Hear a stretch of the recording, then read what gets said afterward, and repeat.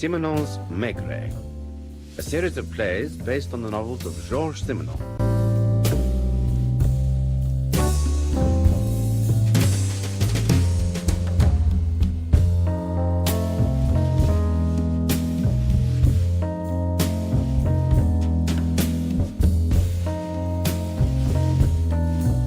With Maurice Denham as Jules Maigret and Michael Gough as Georges Simenon.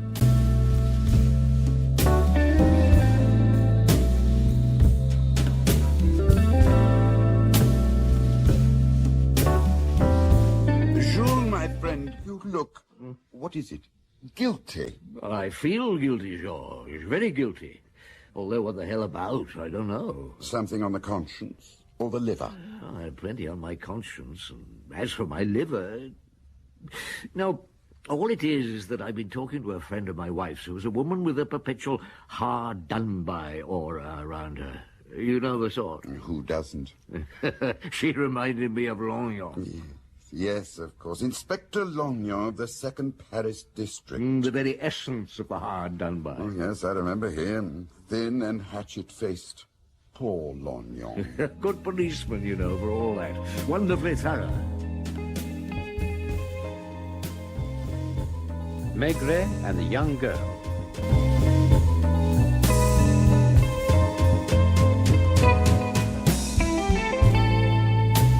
Didn't you have one particular case where you and Lognon followed one another around? Oh, that happened more than once. But I think I know the case you mean. That poor young girl, found in Lognon's district, on the pavement of the Place Vingt-Demi, at 3 o'clock on a March morning.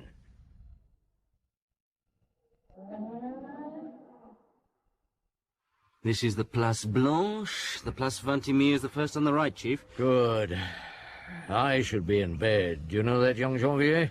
Yes, Chief. Oh, so should you. Ah. There they are. Oh, Lord. Of course. Chief? Inspector Lognon. It's his patch. There he is, looking as happy as ever. Shall I drive on? No, he's seen us, was expecting us, probably. Have to face it.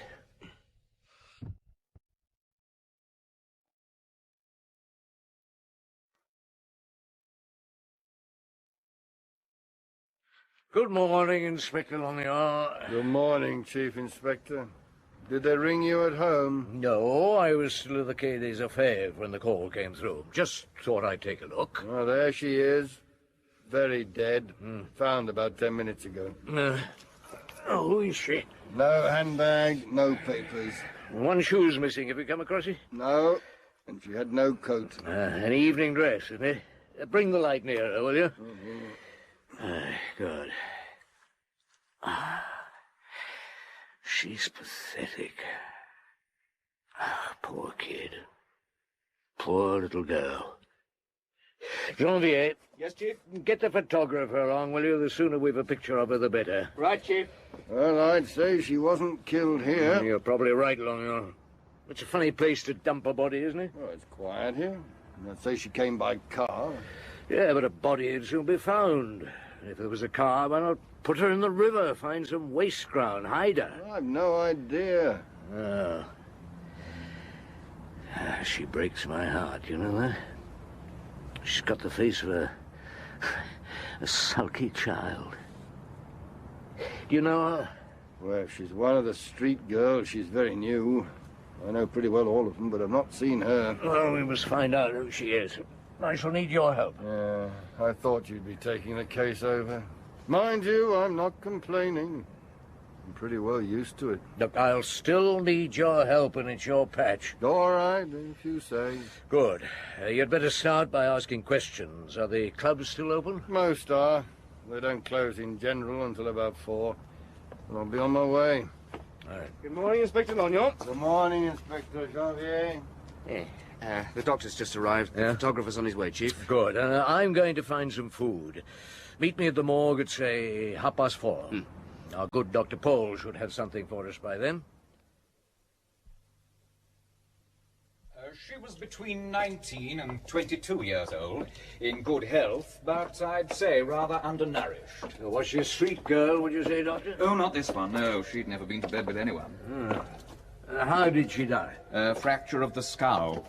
She was struck 3 violent blows by something heavy, a tool or a cosh, and before she was hit, she was slapped on the face quite hard a number of times. I think she fell on her knees first and tried to cling to someone. So she wasn't attacked from behind? Oh, no.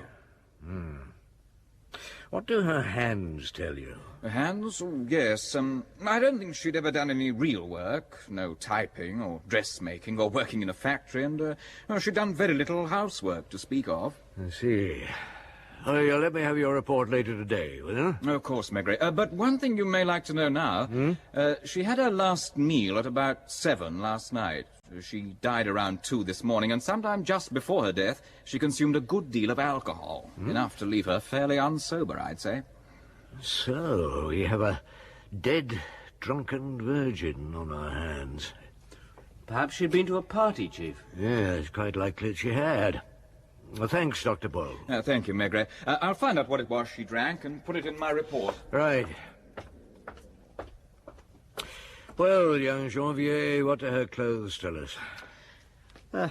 Something, Chief. The dress has a tag on it. Huh? Irene, 35, Rue de Douai.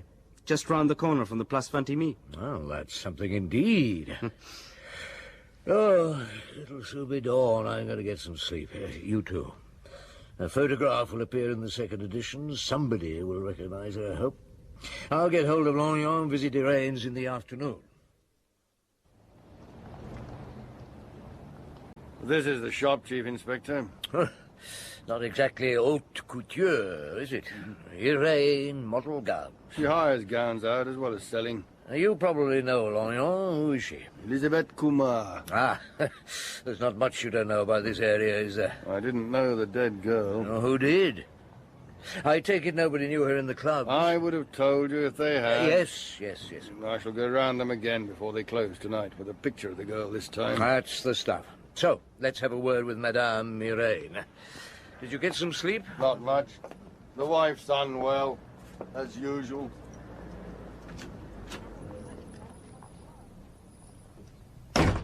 Madame Irene? She's Mamselle. Who are you? Chief Inspector Maigret. Are you? I know who you are, misery guts. Shut up, you young cow. Where's Mademoiselle Kumar? Where'd you think after lunch? Well, go and wake her up. It's important. She won't like it.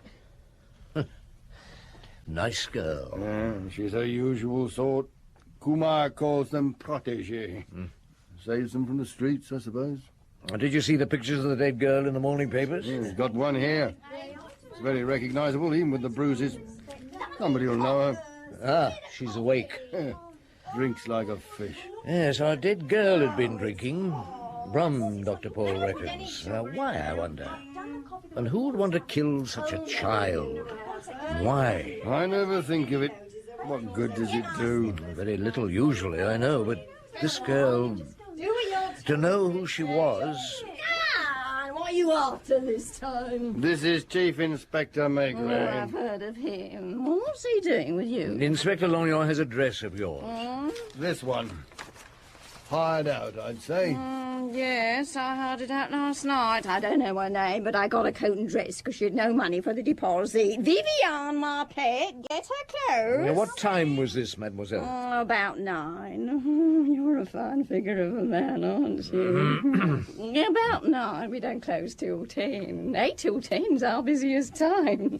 Surprising number of girls suddenly find they need a dress for the night then. Here's her old things. Coat, homemade dress, handbag. Give me the handbag. Beside the dress, what else did you hire, mademoiselle? Oh, Dewey, how polite he is, old Lognon. A velvet cape and a little silver evening bag with a chain to it. Yeah, well, there's only a pencil and a pair of gloves in this Well, one. naturally, she transferred things to the evening bag. What's happened to the cape and the bag? They've gone missing. The girl who hired them was killed early this morning. Oh, silly girl getting killed.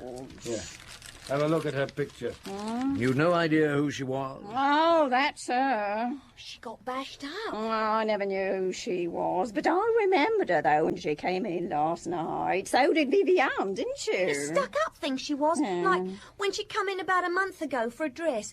She hired that one then. Oh, she came in the evening that time, too. She had some money and paid the deposit and brought it back the next day. Now, last night, mademoiselle, did she ask for that particular dress? She did. Oh, lucky I had it in. She changed here and left soon after 9. I watched her go down the street. Funny sort of girl. Well, was she nervous, excited, anything? Oh, she was like a girl in desperate need of a dress. You mean it was important to her? I mean, monsieur, it's always important to them. They're all the same. They must have a dress pronto or they'll die. She did. Come in. Good morning, Janvier. Anything? Morning, Chief. Nothing. Not a sausage. Oh, somebody must have known her. Must have lived somewhere. Well, she hired an evening dress. She must have gone somewhere in it. Pictures of her, descriptions of her, have now appeared in, how many? 5 morning papers yesterday and 6 this morning. Seen by millions, if we can believe the circulation figures. Well, God, she's been dead for over 24 hours. Somebody must have missed her. Chief. Go on. I was thinking, if she was so hard up that she couldn't afford the deposit, even for a tatty old evening dress, Yeah. she must have needed it to hire it for something really important, if you see what I mean. Something important like borrowing money? Yes, that makes sense. Yes, on the other hand, I asked Madame Maigret last night why a girl would behave like our girl. Now, she said that a woman can have a sudden desire to dress up without a serious reason. Like small girls do. That's it. Our girl, did she look that type to you, Chief? No, she was a lost little creature. I have to try to know her, Janvier, and then I shall know how and why she died. Maigret. I've something to tell you about the girl who's been murdered. Have you? Good. What's your name? I'm Rose. I know where she lived. Well, where, Rose? 113 Rue de Clichy, on the 2nd floor, with old Madame Crémieux, who won't help you. Goodbye. What? Well, come on, Janvier. We've got a lead at last. The Rue de Clichy and Madame Crémieux. Madame Crémieux, you do recognize the girl, don't you? Oh, yes, that's her, all right. And she was your lodger since when? Monsieur, she was not my lodger. She was a girl to whom I gave a room. Gave a room to? She paid me something, of course. Oh, what's the use? You just sit there without any expression. You know perfectly well, monsieur, if I take a person in as a lodger, the Inland Revenue people want to know about it, so I call them friends. And they pay something. What goes on between the Inland Revenue and yourself has nothing to do with me, madame. Now, tell me about the girl. Her name? Louise Laboine was the name she gave me, but I never saw her identity card. She answered my discreet notice in the newsagent's shop in January. She seemed a nice, well-bred, quiet girl, so I said, do come and stay. Did you know where she worked? Worked? I have no idea. She never said. She never said anything, as I soon found out, monsieur. And she was the most unsociable, unfriendly girl you could ever come across. Small wonder she seemed to have no friends. Work. At first she left at 8:30 in the morning. Then after a few weeks it was 9. Sometimes she'd stay in bed all morning. I asked her if she changed her job, but she wouldn't say. Wouldn't say? What did she say? She said nothing. That was her way. When she didn't want to answer a question, she would pretend not to have heard it and only look at one blankly and turn away. It was infuriating. Here's Rose, Chief. Thank you, Janvier. Come in, Rose. Madame Crémieux, this is Inspector Janvier. You're very young for an inspector, monsieur. Thank you, madame. And why is Rose with you? Rose, madame, was public-spirited enough to ring us and tell us where the dead girl lived. She had no right to interfere. It was no business of yours, Rose. Why not? Because you'd kicked her out? Because you didn't want anything more to do with her? When did you kick her out, Madame Crémieux? I asked her to leave 3 days ago. She hadn't paid. The rent. Did she take her things with her? As a matter of fact, she didn't. When I told her to leave as soon as possible, she said, very well. That was all. And she went out and didn't come back. Will you take Inspector Janvier to her room, please? Janvier, put her things together. Yes, Chief. This way, Inspector. I'll show you what she left. Thank you, Madame.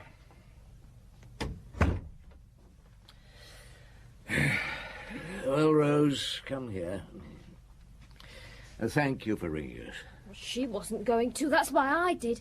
I overheard her talking to the concierge. Well, they must have been looking at the picture in the paper. And old Mother Cremier said that was the wretched girl, all right, and she wasn't surprised she met a bad end, but she wasn't going to ring. Well, she said the police were paid well enough without people doing their work for them. Well, so I rang. Tell me, Rose, did you know Louise well? Oh, no. Well, she sometimes used to smile at me. I work for a family on the first floor, see, and, well, we used to meet on the stairs, and I used to see her sitting in the gardens, and... Was she waiting for somebody? Well, nobody ever came. Well, she'd get up and go, and half an hour later come back and sit down, but I never saw her with anybody. She was so pretty, like a film actress. But she always looked unhappy, as if she never laughed. Do you suppose she knew she was going to die? No, Rose, I think it was her life that was unhappy. It's all here in our suitcase. What there is of it? Excuse me, Rose. Oh, Here we are. 2 slips, 2 pants, pair of stockings, dressing gown, hairbrush, box of face powder, some aspirin. It's pathetic, Chief. Yes. No letters, postcards? Nothing. That's all she had, except for one dress, a pair of shoes, and an old coat. And she behaved as if she was worth a fortune. she didn't even have a nightdress. Look, did you discover anything about her, madame? Where she came from, if she had parents still alive? Once when I said something about the South, she implied that she knew Nice quite well. Nice? And you never saw her with anybody, and nobody came here? Nobody came or telephoned. She went out some evenings. To the cinema, certainly, because I found the tickets. Well, thank you. We'll take her things. Janvier, when you get back to the quay, put through a call to Inspector Ferret at Nice. Get them to put the photos in their papers. Right, Chief. I must meet old Lognon, see what he's dug up.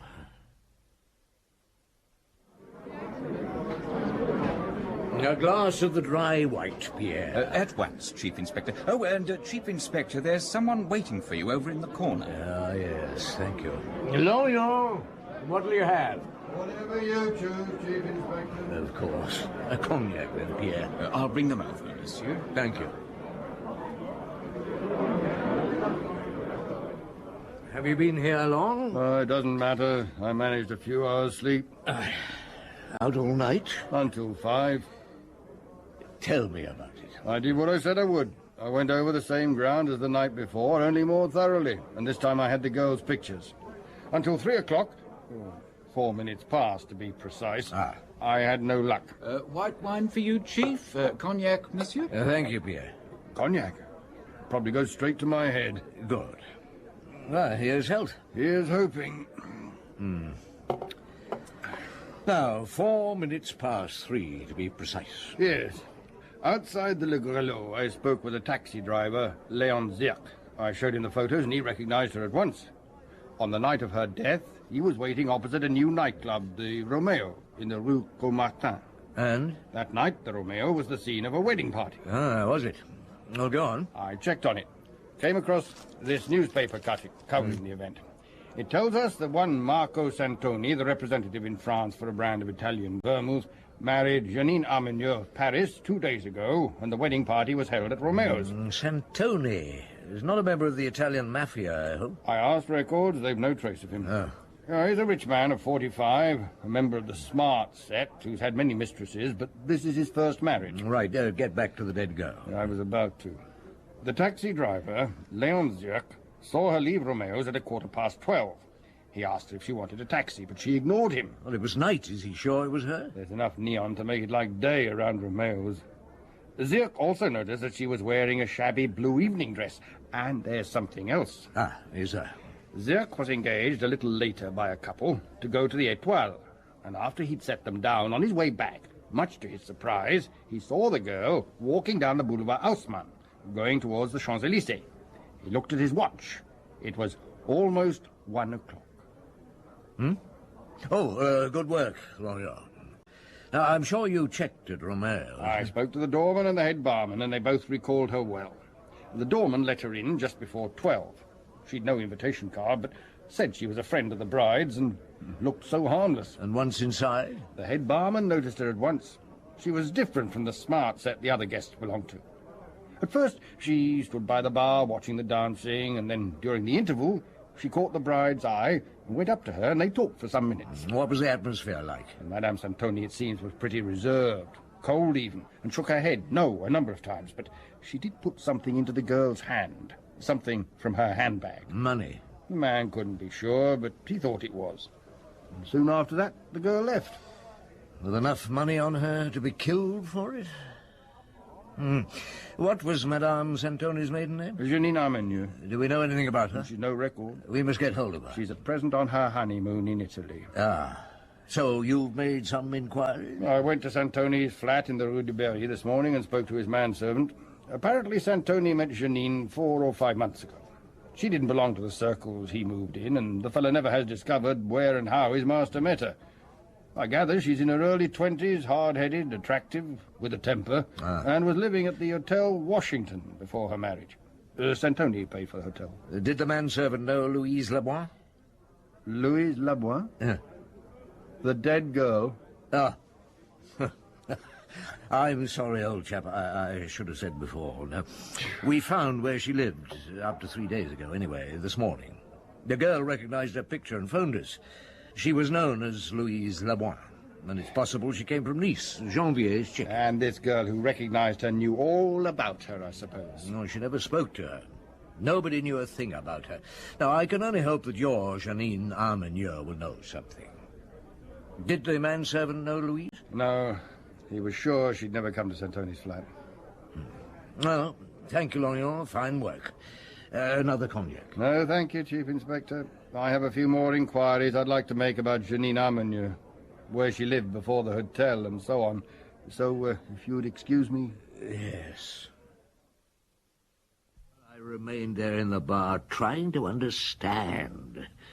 Do you understand, my dear Georges? What you were trying to understand? I think so. And I've seen you before when you're concentrating in that manner. Yeah, I know my poor wife has suffered for years. But this girl, Louise, had somehow become very close to me.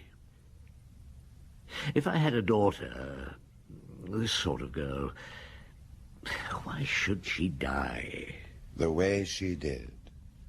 A girl who came to Paris, is alone in Paris, knows not a soul but Janine Santoni. And Janine, by all accounts, is a very different sort of girl from Louise. So they probably knew each other before Paris. Could be. Louise has no money, no prospects, no job, and nowhere to live.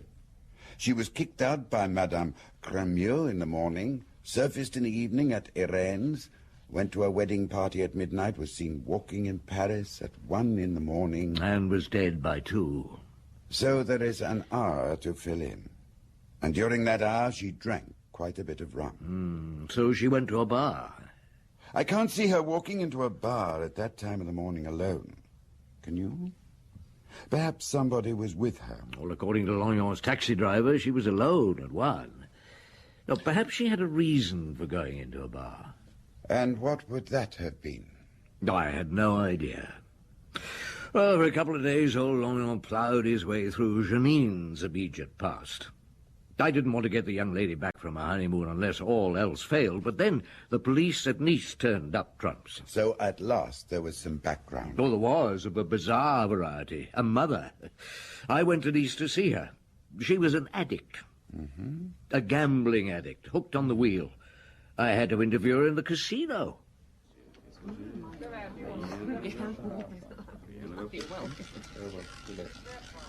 Dead, you say? Murdered? Well, I hope she didn't suffer too much.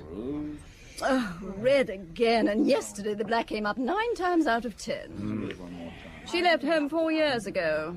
I never heard from her more than a couple of times. She once sent me an address, care of a Janine, somebody or other. I never knew her. Janine? No. I used to be a dancer, you know. Holly Berger, South America, Middle East. I met her father in Istanbul. A Dutchman. Julius van Kram. Ah, look, the black for once. I might break even today after all. A year later, suddenly found myself pregnant. I decided to have it. Louise was born here in Nice. 2 months after she was born, Van Kram walked out one afternoon to buy cigarettes and never came back. I never saw him again. Oh, yes. Sent me money over the years. Asked for news of Louise. I always wrote to him, post-restaurant, of course, to every city in the world. Last time I heard from him, about a year ago. Sent a large money order and wanted to know Louise's address, so I sent her the one care of Janine, whoever. He was in New York. I don't know what he did, but I'm sure it wasn't honest. Red again. You're bringing me poor luck, Monsieur Maigret. There was your sought-for background, Jules.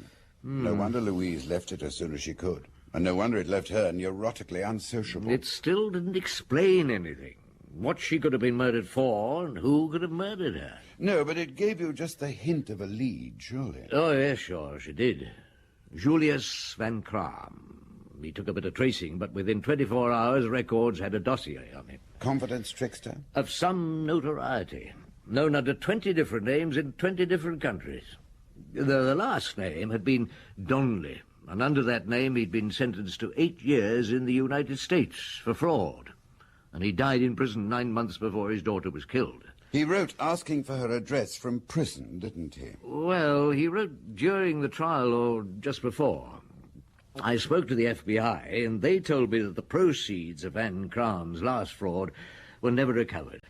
Over $100,000. So what was your next step, Jules? A criminal connection had been discovered, and one that the girl knew nothing of, presumably. But it led nowhere. Right. Now I had to speak to Janine Santoni, bring her back from her honeymoon. I thought she might be cross, so I sent Lognon on ahead to see her first. I myself turned up half an hour later. She was an aggressive-looking redhead with a magnificent figure and a magnificent temper to match. Ah, so you finally condescended to make an appearance, Monsieur Maigret. I'm sorry, Madame Santoni. I'm sure Inspector Lognon has explained. Oh, I have explained, Chief Inspector. Madame Santoni, however... has refused to answer any questions. Now, why won't you answer Inspector Lognon's questions, Madame? Have you something to hide? Of course I have. What woman hasn't? Well, my questions were not at all personal, I can assure you, Chief Inspector. They referred entirely to her relationship with the dead girl. I didn't answer his stupid questions because I felt that a woman of my social standing should be questioned by the leading Chief Inspector, not by a subordinate. Social standing, yes, of course. Inspector Lognon is not strictly a subordinate of mine. He is from a different district. The district in which Louise Laboine was found dead. Well, the man looks like a subordinate. The Chief Inspector was only being tactful. The Chief Inspector will become less tactful unless you both stop being ridiculous. Good. Now, Madame, how old are you? Hardly a day over 20, I'd say. 21, monsieur. And do you want the age of my grandmother? In a moment. I shall call you Janine. It suits you. Tell me about Louise, Janine. Have you known her long? 4 years. She was 16, I was 17. We both left home. We met on the night train from Nice to Paris. We had to sit up all night, so we told each other our life stories. In Paris, at first, you stayed with your aunt in the Rue de Chemin Vert. You left after a few months after a quarrel about a girl whom your aunt found under your bed. So, you've seen my aunt, have you? Well, you don't want to believe all she said about me. Look, I didn't come to Paris just to work in an office or a shop, or to marry a clerk or a shop assistant. The girl under your bed, I take it, was Louise. Naturally. Everything connected with Louise was disaster. She lost the job she had in a shop in no time. She said the boss made a pass at her. So she was slung out of her cheap hotel. She turned up at my place and asked to stay. I hid her in my room, and when my aunt came in, she went under the bed. My aunt might have taken pity on her, but when she found Louise, being Louise, she wasn't even apologetic or anything, just coldly matter-of-fact, insolent almost. You then took a flat in the Rue de Ponthieu. And Louise came too. I didn't want her. Wasn't always convenient for me to have her there. She didn't seem to mind. She'd sit in the tiny kitchen for hours. Did she find another job? Oh, she had various jobs, none of them any good. None of them lasted more than a few weeks. Louise wasn't trained to do anything, and I honestly think she didn't want to do anything. Oh, she was pathetic, Monsieur Maigret. People said she was shy, but that wasn't the truth. She had no love for life. Perhaps that was what it was. And how long did you stick together, Janine? Almost 3 years, and stick is the word as far as Louise was concerned. She never paid a penny towards the rent, and, in the end we weren't on speaking terms. Then I met Marco, my husband, and I moved out and went to a hotel. So she had to leave the flat. I don't know where she went, and I didn't care. Did you see her again before the night of the wedding? No. But she tried to see me. My husband took me to Maxime's a lot, and that got into the gossip columns. She turned up there one evening, the head waiter told us, wearing a tatty old blue dress. Typically Louise. Asked for us, and when she was told we weren't there, just walked out without a word. She came to your wedding party in the same dress. It was hired. And it looked like it. She wasn't invited, of course. She looked quite awful. Now, what did she want? Money, of course. I tried to tell her I couldn't help her now I was married. It was different. My husband didn't want me to have anything to do with her in future. But you gave her something, didn't you? What I had in my bag, and I told her about the letter, which is why she left at once, I imagine. A letter from the United States, was it? I don't know. This one was left by a man. I was coming to the letter, Chief Inspector. You do dig around, don't you? Doesn't he? He's a good detective. Go on, lawyer. A man with an American accent spoke to the receptionist at the Hotel Washington about Louise Laboin and Janine Armenieux. He'd been trying to trace Laboin for some weeks and got to the Washington about 10 days ago.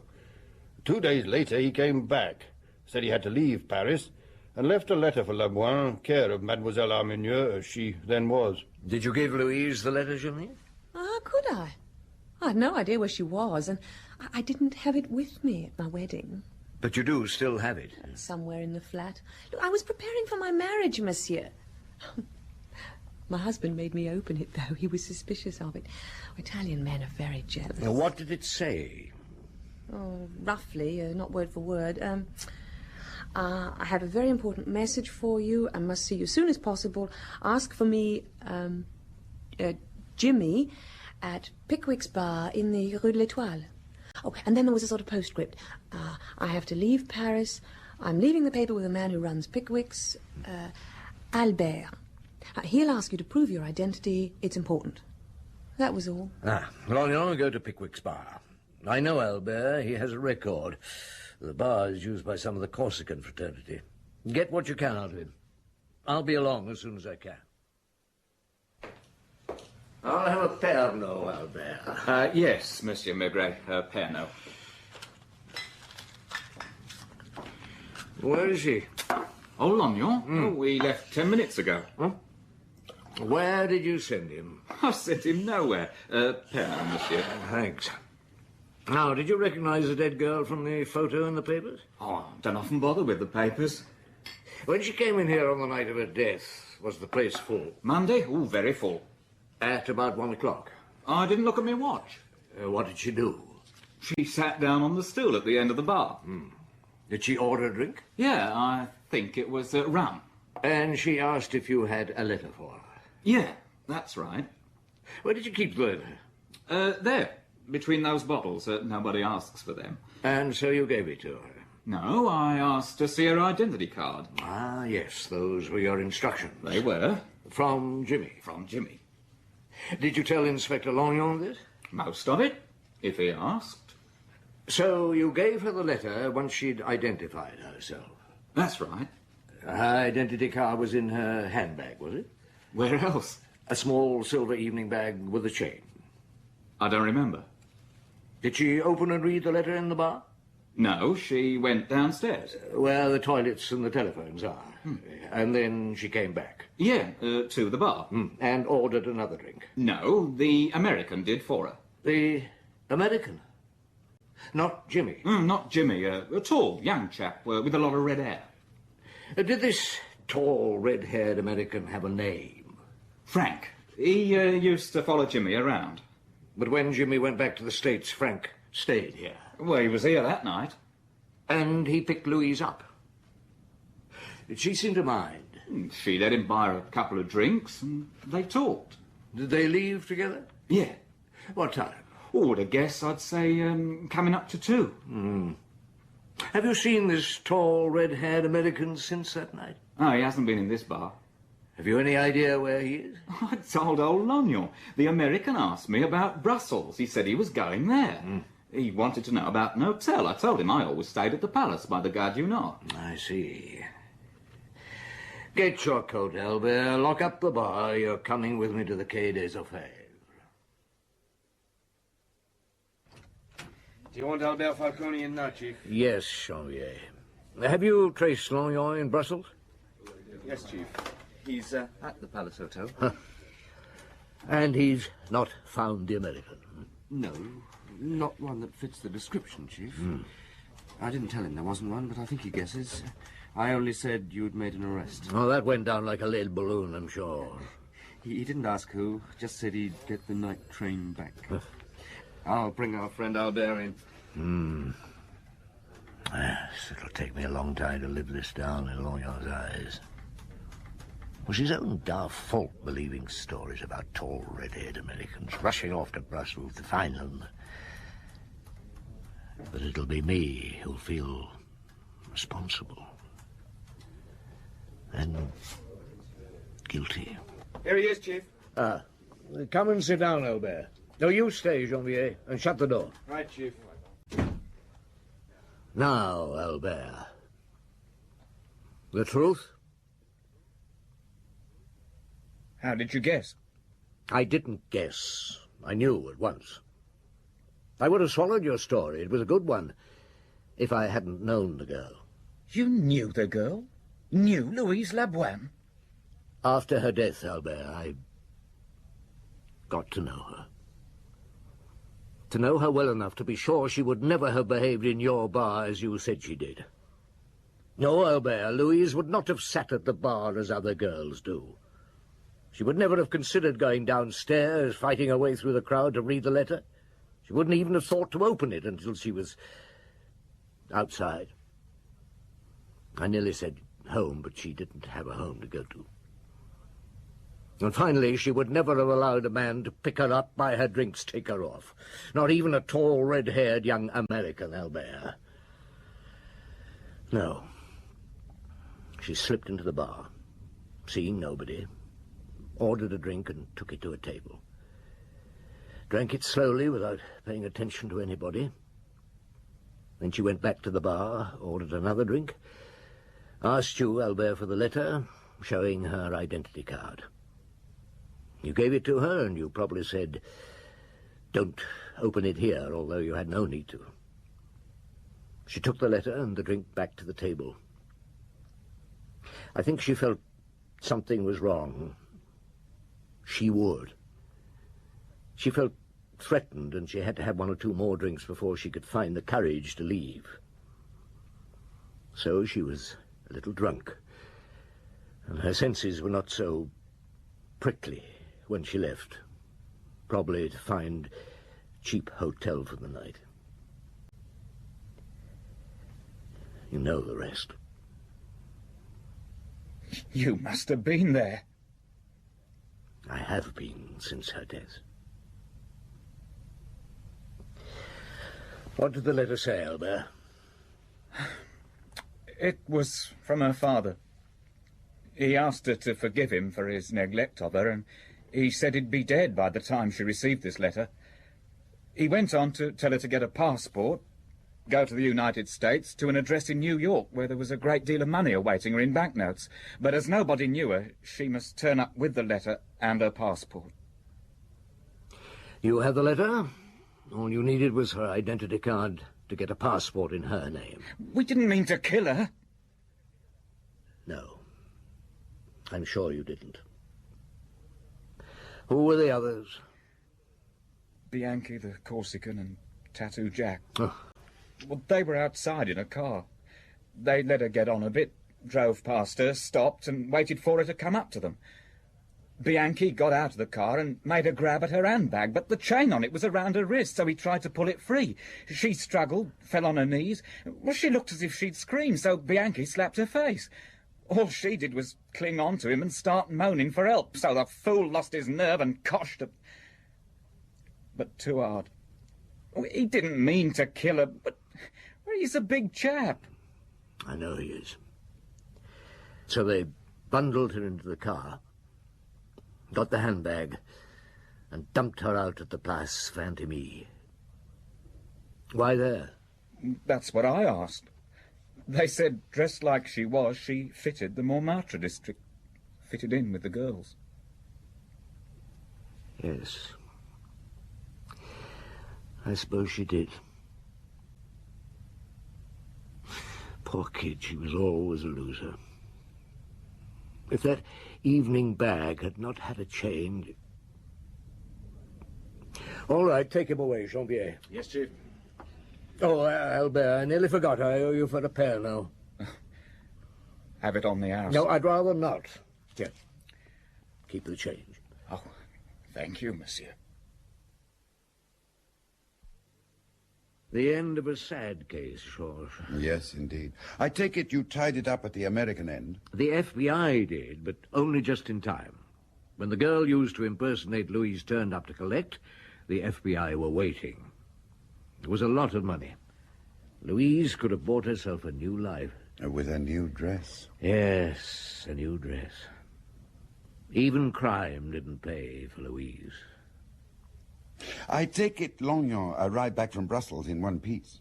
I didn't wait around to see. What you mean is you were coward enough to keep out of the way. Well, I did have some leave owing, but Lognon's report was a joy. In what particular way? He never for a moment admitted he was sent on a fool's errand. Perhaps he still believes in the tall, red-haired American. Have you never asked him? Oh, you must be joking. You were quite right, of course. To discover how poor Louise died, you had to know how she lived. And if Lognon had understood that, he'd never have rushed off to Brussels. She's haunted me for a long time, as that girl.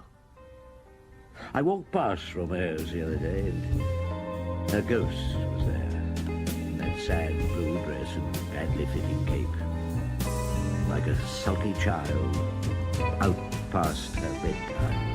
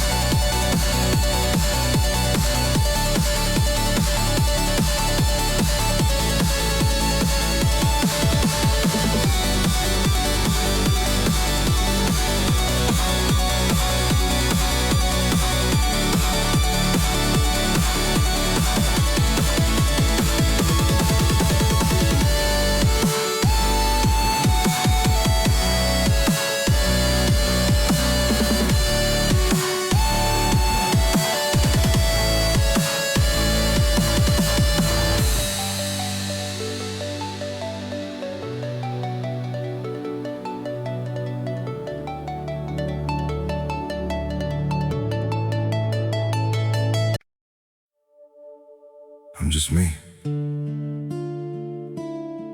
you're just you. But somehow, that's everything we need.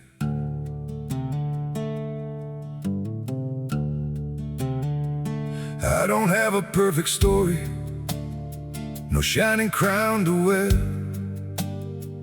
just a heart that keeps on choosing you in every prayer. You're not made of fairy tales, you're not some distant dream, just the one who feels like home in ways I can't explain. I'm just me and you're just you, nothing more, but it feels true. No disguise, no in-between, just the way it's meant to be. We don't need to be someone, we don't have to chase the sun. In this world so wild and free, you belong with me.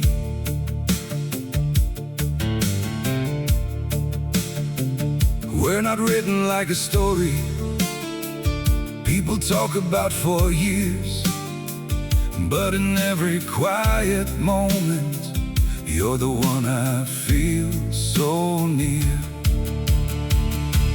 I'm just me and you're just you, nothing more, but it feels true. No disguise, no in-between, just the way it's meant to be. We don't need to be someone, we don't have to chase the sun. In this world so wild and free, you belong with me. Maybe we're not perfect, maybe we don't shine, but if you stay beside me, then everything is right. I'm just me and you're just you, still somehow we make it through. Every road and every sea leads you back to me. We don't need the stars above, we already have enough. Simple hearts, one destiny, you're the one for me.